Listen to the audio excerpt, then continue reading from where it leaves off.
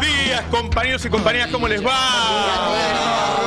¿Cómo estamos? ¿Cómo le va, Roberto? Buenas. ¿Todos bien? Muy bien. Che, teníamos un videito mientras nos comunicamos con Juan sobre alguna de sus propuestas y qué sé yo, en el tema recursos naturales, que está bueno. A ver, ponelo. El territorio argentino está lleno de tesoros, verdaderos recursos estratégicos para el siglo XXI. Tenemos propuestas concretas y realistas para defender lo nuestro y ponerlo al servicio de una Argentina humana.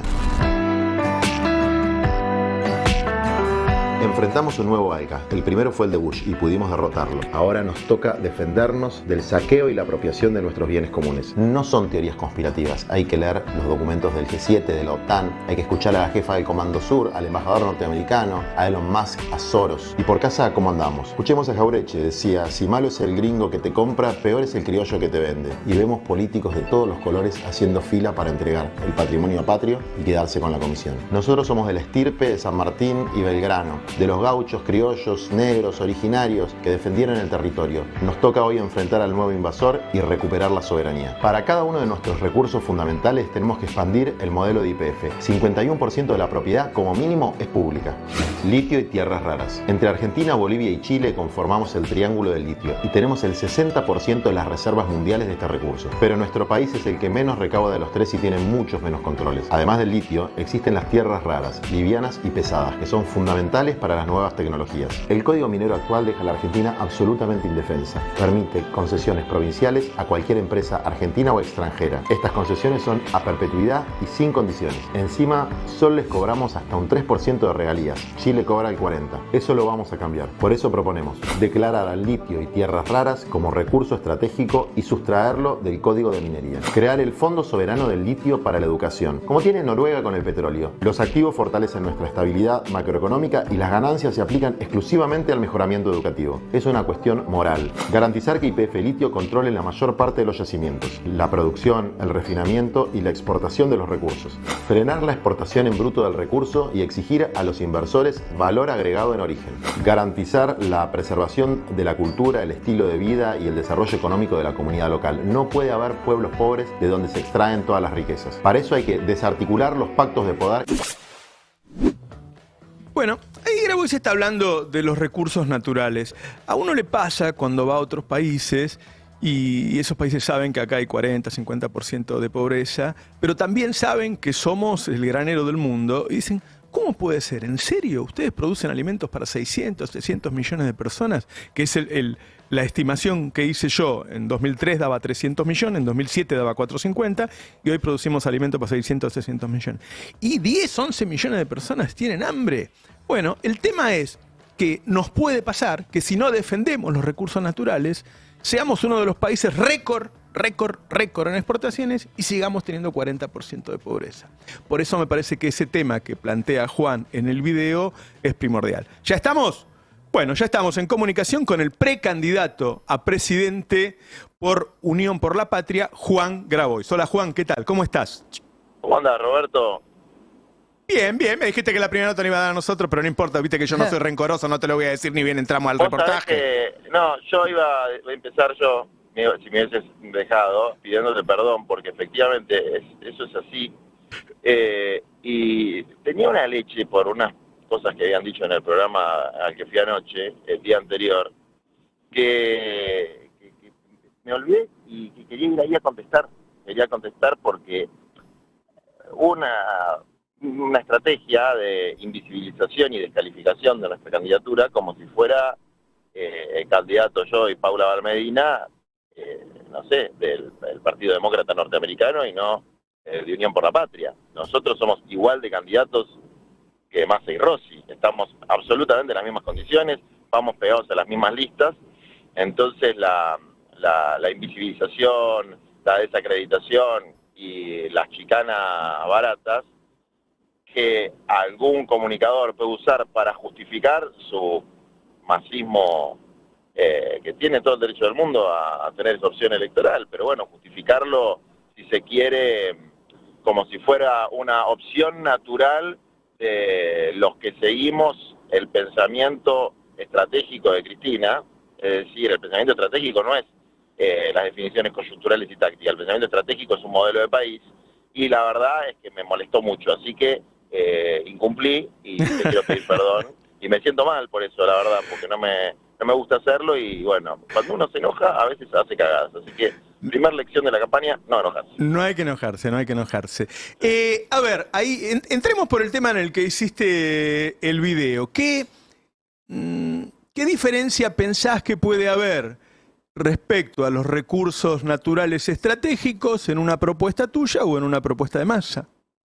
Bueno, hay una diferencia sideral, porque lo primero que vamos a hacer después del acuerdo con el Fondo Monetario Internacional es la nacionalización.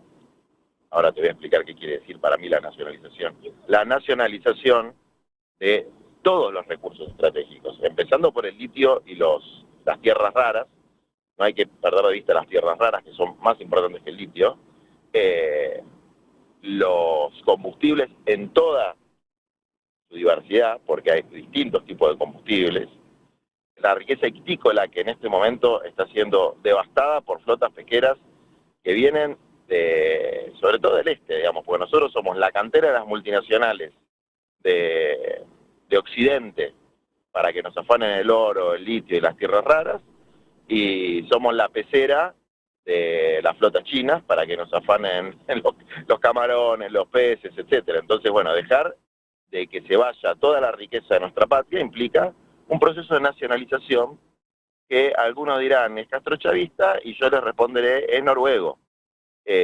Pero te diría más moderado que el noruego, porque el modelo que nosotros planteamos es el modelo YPF, que es la propiedad tiene que ser 51% pública, el 49% puede estar en manos de accionistas privados, la gestión tiene que ser profesional, pero la orientación y la rentabilidad tiene que dar fundamentalmente en manos del pueblo. No puede ser, insisto, la cantera que se explota de una manera además salvaje, contaminante, contra los intereses de las comunidades locales, como vemos en Jujuy, y que solamente se sostiene con represión de esas mismas comunidades.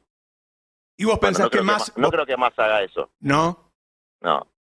Me Ok. parece que es más parecido a lo que pasa en Jujuy. Ajá. El modelo de Massa, que es... todo está encerrado en la frase de Cristina de hace 2 o 3 años, cuando dijo, crecimiento va a haber. El problema es que se lo lleven 4 vivos. Uh-huh. La Argentina siempre tiene ciclos de crecimiento, porque Dios nos dio, la naturaleza nos dio, San Martín y Bolívar nos dieron, Artigas nos dio, un país inmensamente rico. Entonces, siempre va a haber ciclos de repunte. Efectivamente, como dicen los liberales, a principios de siglo teníamos un país con un PBI que estaba entre los mayores del mundo. El problema era la tremenda desigualdad que había. Uno puede, en Qatar, en Arabia Saudita, y hay riquezas incalculables. Los ciudadanos son todos ricos. El problema es que el 80% de la gente que vive no son ciudadanos. Uh-huh. El modelo catarí, que tanto le gusta a Mauricio Macri, es un modelo de segregación, donde hay una minoría encapsulada que tiene todos los papeles y tiene toda la plata, y una mayoría que funciona prácticamente como desterrados en su propio país. Eso es lo que sucede en Argentina. Hay desterrados en nuestro propio país. Y para eso hay que recuperar los recursos estratégicos. Un modelo exitoso en la Argentina es el de YPF. Uh-huh. Y yo creo que los fondos de la renta que se obtiene, es decir, de la ganancia que se obtiene anualmente por la explotación sustentable de los recursos y de los bienes comunes, el fondo tiene que estar destinado fundamentalmente a la educación, que es el tema número 1 de la Argentina. Entonces nosotros planteamos el fondo del litio para la educación. Uh-huh. Toda la rentabilidad del litio, toda directo a la educación. Ok, te voy planteando algunas cuestiones de la vida cotidiana de la gente. No sé, el problema de los alquileres, por ejemplo, ¿lo has pensado? Sí, hay varias cuestiones ahí. Hay una que es de manual, y de nuevo, siempre hago referencia a la experiencia de ciudades de las que ellos se creen parte de esa cultura cosmopolita, pero la verdad que no ven lo que hacen los gobiernos, digamos, que es, tiene que haber un precio establecido a determinada cantidad de tiempo, como los salarios, por metro cuadrado por zona. No puede haber una desregulación absoluta de los precios, porque eso genera una especulación inmobiliaria tremenda, sumado a las viviendas ociosas. O sea, hay dos medidas fundamentales. La primera es la más obvia, la más que debería ser indiscutible, es la propiedad ociosa, la vivienda ociosa, tiene que pagar un impuesto especial. Eso desincentiva la especulación en términos de tengo un departamentito que hoy vale, no sé, 60.000, 70.000 dólares, entonces no lo pongo en alquiler porque calculo que va a valer 10.000 dólares más en 2 años. No, hermano, ponelo en alquiler, porque la función social de la propiedad no es, insisto, estalinismo, no es castrochavismo, es la doctrina social de la Iglesia y está en nuestra Constitución. Entonces, la propiedad no es para tenerla como un bien de renta de especulación únicamente.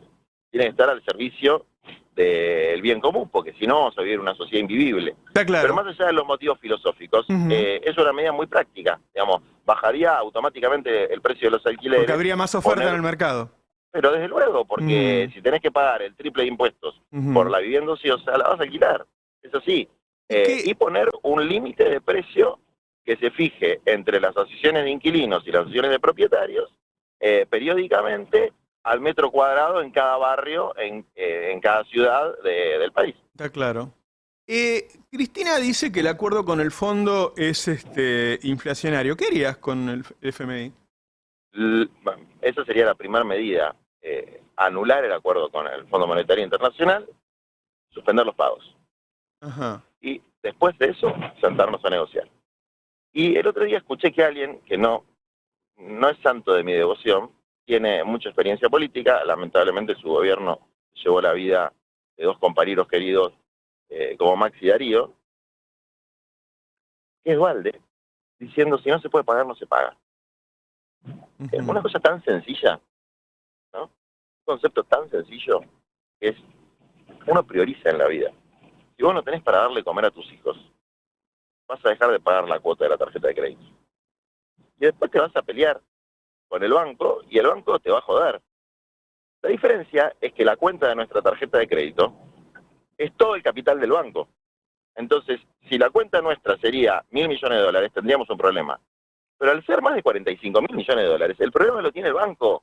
El problema es del fondo. Ahora, el Juan, fondo quiebra. No es que no tiene ningún precio eso, porque el Banco Mundial está atado a eso, el BID está atado a eso, el swap de China está atado a eso, es decir, rompés con todos los financistas, digamos. Rompés la geopolítica financiera internacional y la Argentina es, insisto, el hilo más delgado para atacar un sistema perverso. Y vamos a tener mucho apoyo internacional, apoyo internacional, mucho más del que se imaginan y de países inverosímiles. El swap de China es un préstamo. O sea, la palabra swap se genera confusión, porque parece que, no sé, que es algo mágico, ¿no? Es un préstamo para comprar productos chinos, digamos. Entonces, obviamente se aplican las mismas reglas que cualquier transacción bancaria, y entre los sectores financieros tienen reglas homogéneas, sean de China, de Japón o de donde sea. Otra cosa es una negociación política con China. Es a otro nivel. Una negociación política con China que plantee generar un nuevo multipolarismo financiero. Pero además de esa patriada internacional, nosotros vamos a tener mejores condiciones de negociación cuando blanqueemos que es una deuda impagable. O sea, ahora lo que estamos haciendo es estirar la agonía. No, es una deuda insostenible. Vamos a tener 2 posibilidades, o luchar o vivir reestructurando la deuda todo el tiempo, pero con una administración colonial. Es decir, vamos a estar 40 años coadministrados por el Fondo Monetario Internacional, ajustando los salarios de los trabajadores, de los jubilados, de los trabajadores de la economía popular, ajustando la salud pública y la educación, que es lo que plantea el fondo, y nunca vamos a terminar de pagar. Esta es la situación. Atado a eso, todos los candidatos hablan de cómo salir del problema del dólar, que lo han tenido todos los últimos gobiernos, ¿no? Cristina habla de bimonetarismo, qué sé yo, Milei habla de una dolarización. Lo cierto es que se está llevando los precios atrás, es decir, el precio del dólar se está llevando el precio de los alimentos atrás y la gente no puede morfar y qué sé yo. ¿Qué haces con eso? Hay dos temas, ¿no? Primero, la unificación monetaria primero con Brasil y después con el resto de América Latina. Hay absolutas condiciones para hacer una unificación monetaria. Está en la memoria histórica de nuestros pueblos. Nosotros tuvimos una moneda común latinoamericana en los albores de nuestra independencia, que era el real de 4 caras. Es una historia muy interesante. Era una moneda de las más prestigiosas del mundo. Y tenemos que volver a una unificación monetaria, primero con Brasil y después con el resto de América Latina. Pero hay un segundo elemento vinculado a los precios, que los precios se están escalando muy por encima del resto de las variables macroeconómicas, sobre todo los alimentos. Entonces acá se aplica el famoso Coto, yo te conozco de Néstor Kirchner. Acá por eso hay otra diferencia. Si gana Massa, va a ser la amistad con Coto. Si ganamos nosotros, va a ser...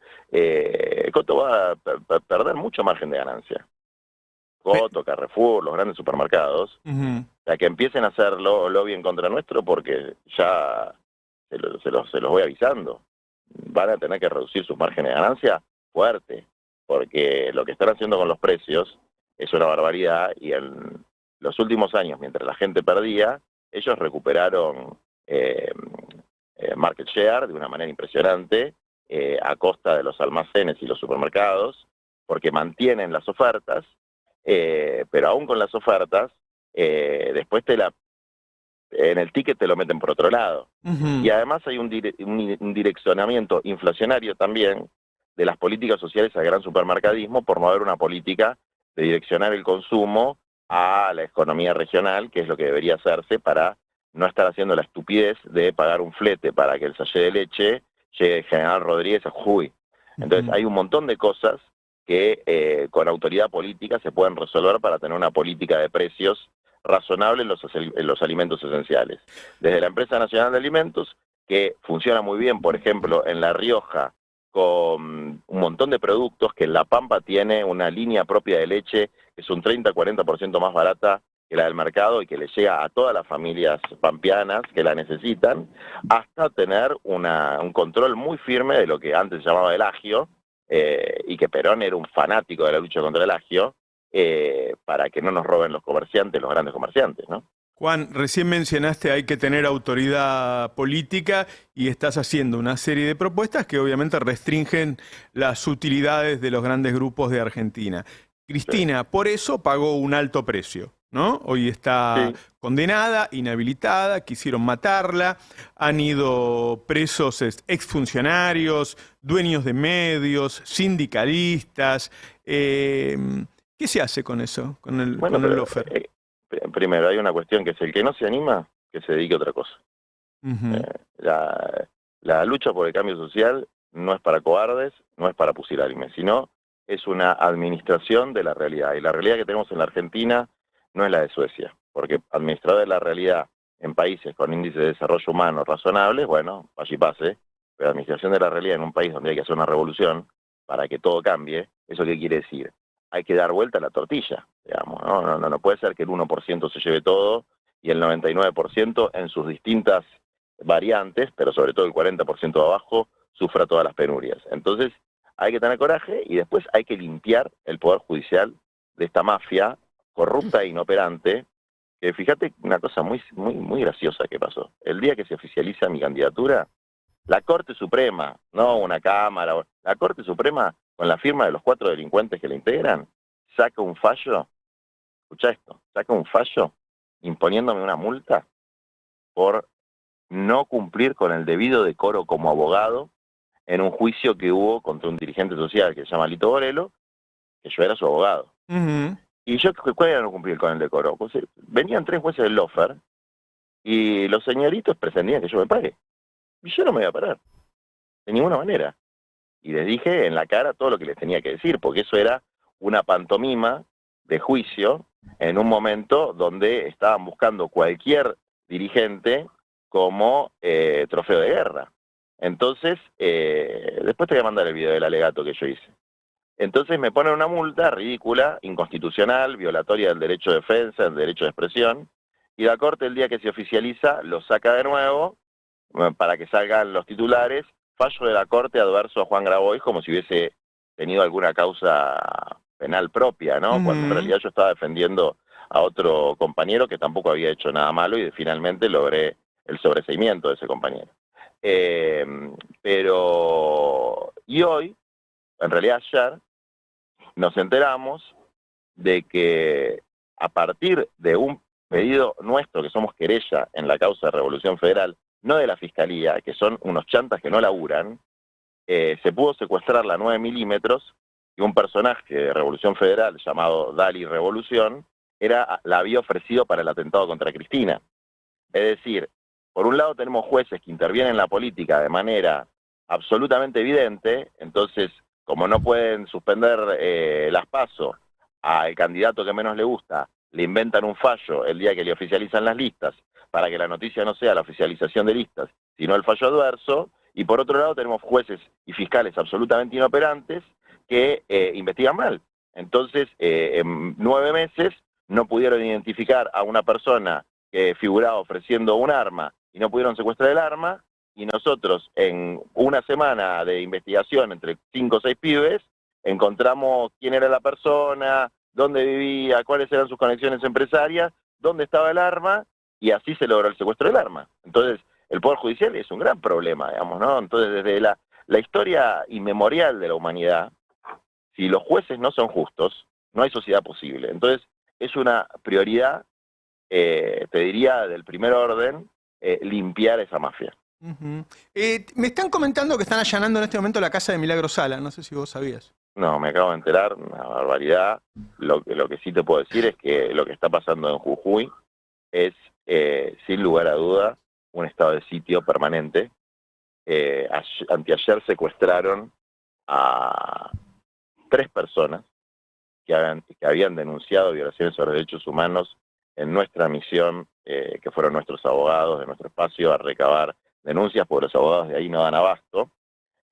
Una chica de 17 años, un chico de 18 y una bailarina muy conocida en la zona, una folclorista que se llama Müller de apellido.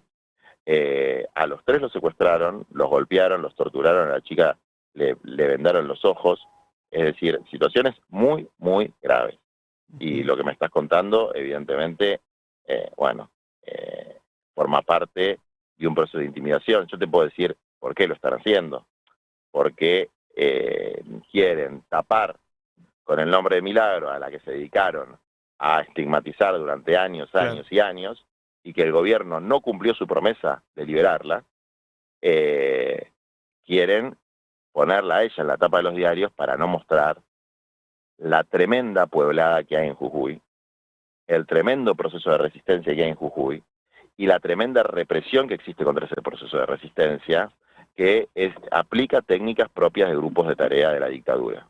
Todavía, gracias a Dios, no lamentamos muertos, pero sí personas mutiladas, personas que han perdido un ojo, desapariciones forzadas, torturas y todo tipo de violaciones a los derechos humanos que no la plantea, insisto, Juancito, la plantea la Comisión Interamericana de Derechos Humanos, Human Rights Watch, que es un organismo muy vinculado al Departamento de Estado norteamericano, son imposibles de tapar.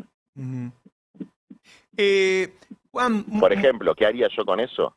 La provincia de Jujuy estaría intervenida. Necesitas el apoyo del Congreso para intervenirla. Bueno, lo voy a conseguir, no te quepa la menor duda. Ok.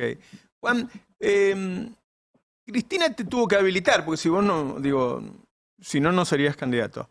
Y te habilitó y tenés abajo de tu boleta el mismo candidato a gobernador que Massa, los mismos candidatos a diputados, a senadores. A la vez de eso, el otro día hizo un acto con Massa al lado y dijo que había una fórmula de unidad y no te mencionó.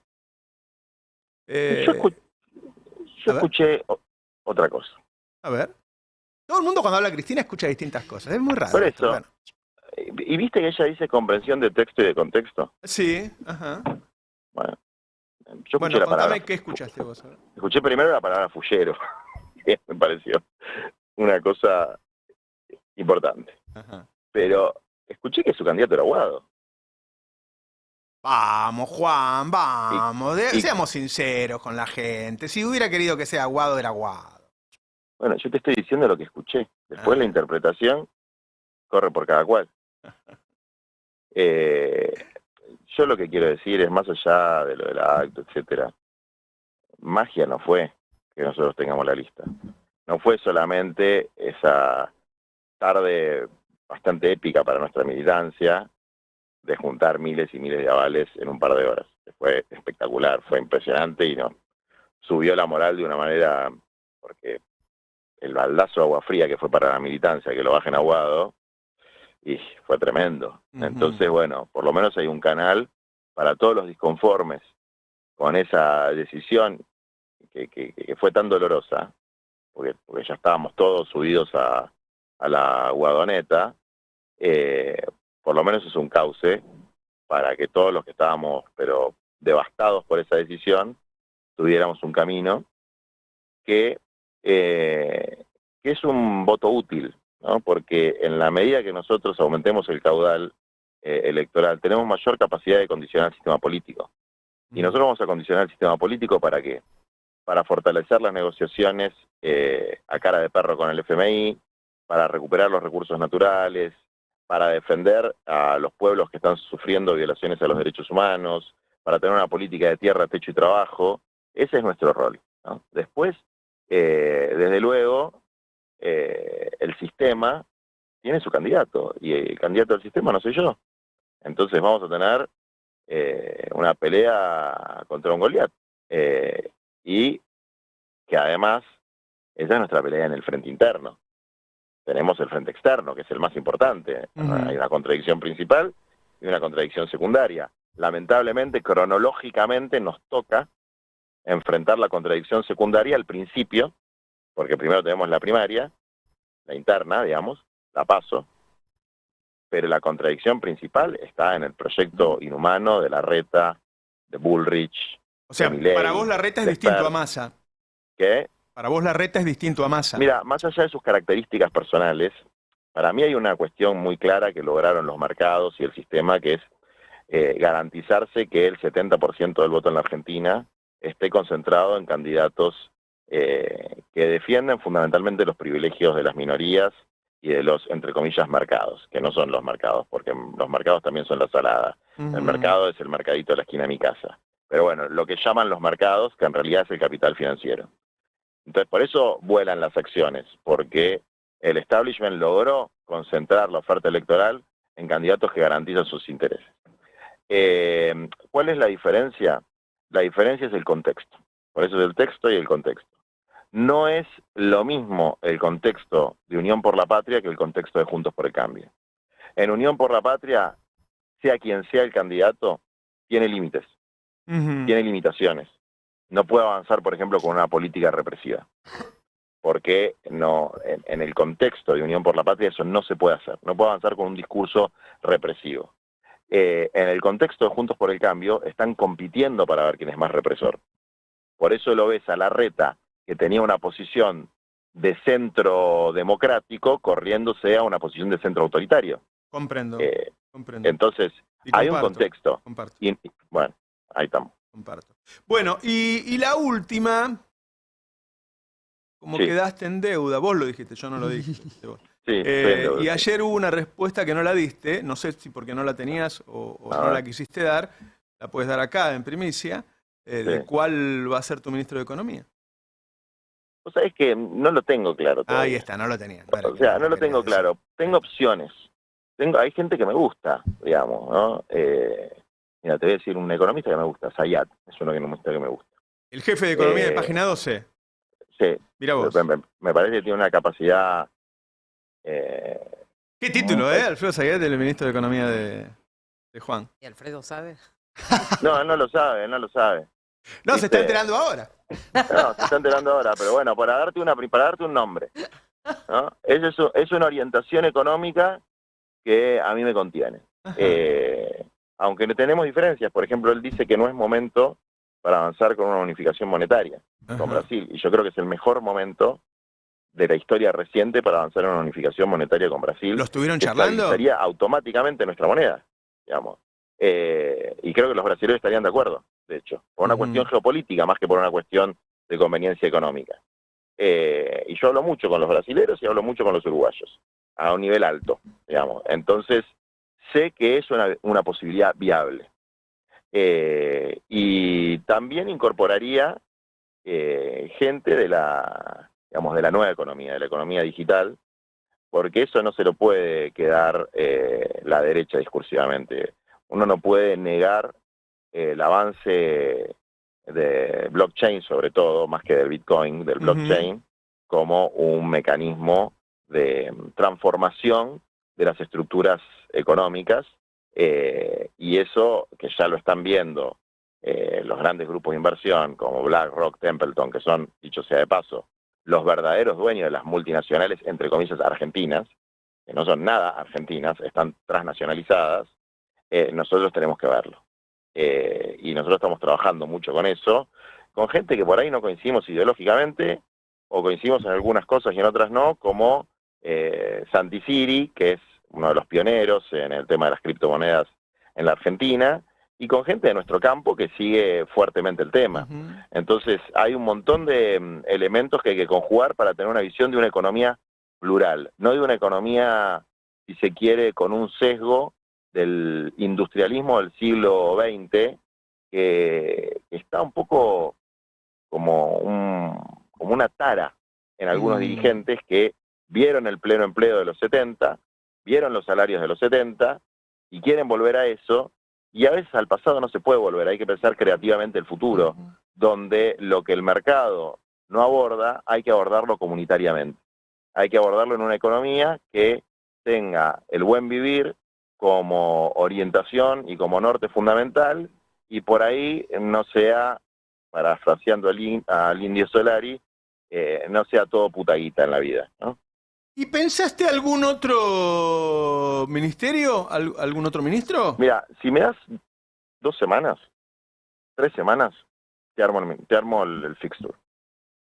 Pero déjame que me estoy ordenando. Bueno, y la última pregunta, ahora sí, demos los dos casos, demos el caso en que ganes vos y el caso en que gane Massa. Si ganas vos, ¿lo pondrías a Massa en tu gabinete? Mira, eso me han preguntado, sobre todo por el Ministerio de Economía, y a mí hay una cosa que me quedó de Kirchner, que es, el ministro de Economía es el presidente. Ajá. El otro es el que ejecuta. Entonces... También Kirchner explicó por qué tenía arredrado. ¿Qué dijo? No, esa no la tengo. Dijo, ¿y qué quieren? ¿Que lo ponga a Kunkel? Tengo que poner uno de ellos. Bueno, pues esas cosas son astutas, si se quiere. Ajá. Y algunas de esas cosas se pueden aplicar. Entonces, ¿yo qué problema tengo de que Massa sea ministro de Economía mientras haga lo que yo le digo? Ya, que si yo lo mando a negociar a la Corte de la Haya, si lo mando a negociar a los organismos multilaterales de crédito, a Brasil, a China, etcétera, la lucha contra el Fondo Monetario Internacional, y el tipo se pone el casco argentino, ¿no? Deja la bandera roja, blanca con estrellitas azules y agarra a la Argentina y defiende con esa pasión, que defiende cosas que yo creo que no tiene que defender, nuestros intereses, porque tiene una jefatura política que le marca el rumbo, ¿qué problema hay? Bueno, hay un muy buen ejemplo de eso, que fue Guillermo Nielsen. Me acuerdo el día que lo conocí, me dijo Nielsen, vos estás equivocado sobre mí, yo no soy de derecha, soy de recontra derecha. Y después fue y negoció con los acreedores una quita del 67%. Por eso, sí. Con Néstor presidente. Bueno, y ahora al revés, ponele que gana Massa. Hay gente que es de derecha y es muy capaz. Claro. Entonces, el problema, eso sería tonto no comprenderlo. Bueno, digamos. capaz es Massa, claramente. Entonces, mientras tenga una orientación política que no dependa de su ideología personal, a mí qué me importa. Bueno, y ahora al revés, si Massa es presidente y te invita a formar parte de su gabinete, cosa que puede hacer, incluso decirlo después de una PASO, ¿vos aceptarías? No sé.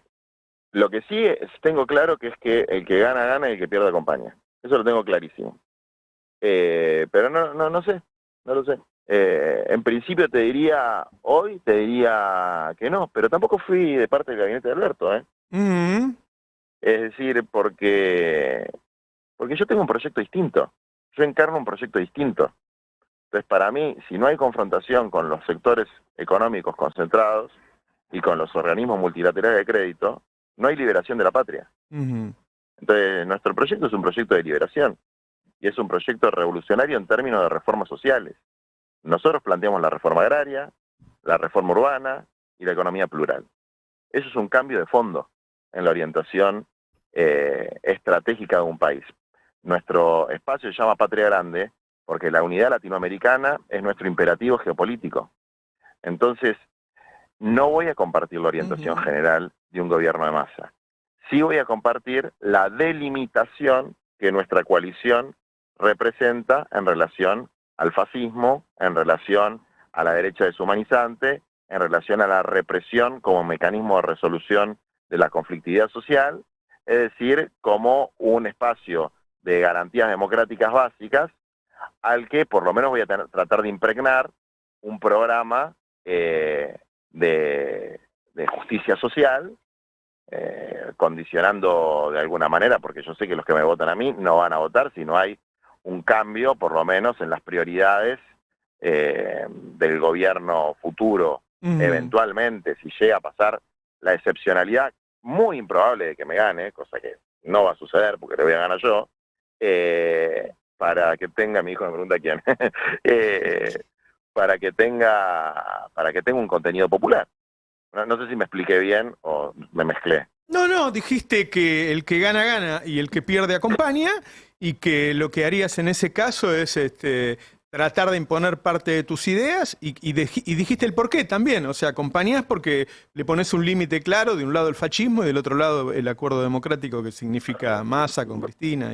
Exactamente. Bueno, ese es el punto. Entonces, yo estoy convencido de que mientras mayor caudal electoral tenga la fórmula Grabois a Valmedina, y algo con los hijos de la generación diezmada tiene que ver, ¿no? O sea, no sé, fíjate, si alguien conoce un poco la historia del peronismo y tiene un poquito más que ver que Sergio Massa, bueno, mientras más caudal electoral tengamos, más parecido va a ser el futuro gobierno a un gobierno nacional, popular, de orientación peronista, con un nivel de latinoamericanismo y nacionalismo económico, de justicia social, redistribución de la riqueza. Mientras más caudal electoral tengamos, me refiero a si ganamos, Claro. que es lo que va a pasar, y si no ganamos, para poder condicionar la orientación general del gobierno.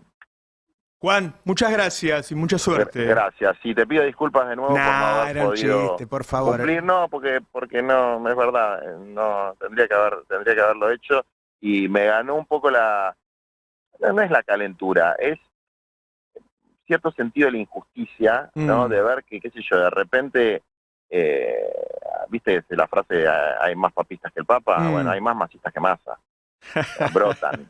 brotan mágicamente. Entonces, está bien, yo lo acepto, eso son las reglas del juego. Lo que no acepto es que para jugar esa carta descalifiquen una opción válida que fue aprobada, no te voy a decir ni Cristina ni ningún nombre, fue aprobada por la Junta Electoral de Unión por la Patria. Entonces nosotros, vos podés decir, bueno, hay unidad, sí, está bien, en algún sentido hay unidad, pero acá tenemos paso. No se puede invisibilizar que tenemos paso, es un dato de la realidad. Entonces, en las PASO, nosotros somos tan parte de Unión por la Patria como Massa, como la fórmula de Massa. Nada más, eso. Un abrazo, Juan. Abrazo. Chao, querido. Bueno, quedémonos comentando la nota que dejó mucha tela para cortar, ¿no? Nos dio hasta el nombre de quién quiere que sea el ministro de Economía. Sí. Ahí tenías el título. Les voy a decir una cosa. He dicho muchas veces al aire, la gente que me sigue hace muchos años, que Alfredo era un tipo que tenía capacidad para ser ministro de Economía. Alfredo Zayat. Después te puede gustar o no, porque tiene una tendencia muy clara, pero que tiene capacidad, la tiene. ¿Cómo la tenía Sloto? ¿No? Son tipos que saben mucho, realmente, que saben mucho. ¿Qué vieron? ¿Qué viste, Nico? Bueno, vi a alguien muy convencido de lo que está haciendo, para empezar. Que no es poco. Y que claramente entiende que Cristina viene usando bastante una palabra últimamente, que es representación. Bueno, Grabois tiene una representación. Y ocupar ese lugar de representación es su rol en este momento. Y él parece estar entendiéndolo. Todo su discurso gira en torno a eso. Y con esa aclaración que hizo al final, de que el que pierde acompaña, también de alguna manera terminó de despejar algunas dudas que podía haber sobre si realmente se sentía orgánicamente parte de Unión por la Patria o no, aún sabiendo que los dirigentes que tienen más peso, Cristina, los gobernadores y demás, eligieron otro rumbo para esta etapa histórica. Así que me pareció sumamente interesante. Me parece que mucha gente salió de la entrevista con muchas cosas más claras que las que tenía antes de que empezara. Lo digo humildemente, esto es lo que tienen que hacer con Grabois. Discúlpeme. No. Esto es lo que tienen que hacer con Grabois. No ir a pelearle. No pelearlo, maltratarlo, mentir sobre él, ningunearlo, decir que hay una fórmula única. No, esto es lo que tienen que hacer. Si él está diciendo el que gana, gana, el que pierde, acompaña. Entonces, tiene una entidad, laburó muchos años, se le dio un lugar. Bueno, si le diste el lugar, dale lugar. Dale lugar. Porque además él tiene la posibilidad, sinceramente, de que en vez de sacar 28 puntos, sacar 36. Entonces salir primero como fórmula y como candidato, y por el tono que tiene, que es mucho mejor que el que genera la diferencia entre Bullrich y Larreta, es muy factible que haga que todos después, en el caso que gane Massa, vayan atrás de Massa. Entonces la forma de hacer las cosas es decirle la verdad a la gente, respetarla.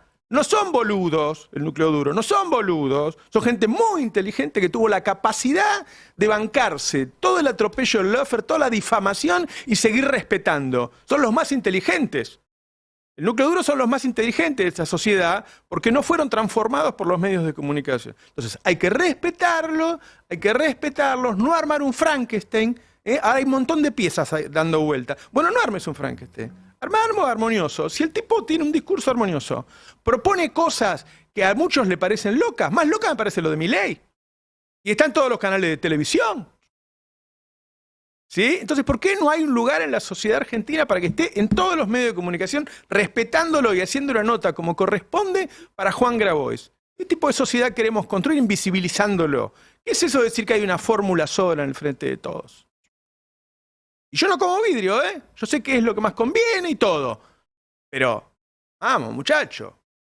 Es candidato y yo ando por la calle y hay mucha gente que me dice lo voy a votar. Y veo encuestas que no son las que publican, donde veo que hay bastante gente que lo quiere votar. Entonces, hay que llevarlo. No siempre uno lleva al paraíso a patada en el culo. A veces hay que saberlo llevar. Y que estas expresiones, o sea, ponele que gane Massa. Bueno, Massa tiene que incorporar parte del ideario de Grabois para que esa gente lo vote. Porque si no, vamos a una política sin representación, es decir, una política sin poder. ¿No? Y no podés hacer nada en una política sin poder. Entonces, me parece, humildemente, que lo que hay que hacer es lo que hizo el Destape, discúlpenme. Viste, que además le venimos haciendo notas, vino un montón de veces al piso y qué sé yo, por eso le dije que explique que había sido invitado como prioridad y que habíamos pactado la prioridad. Lo habíamos dicho al aire. Lo que pasa es que, bueno, ayer se enojó con Dugan y qué sé yo. Bueno, cada uno hace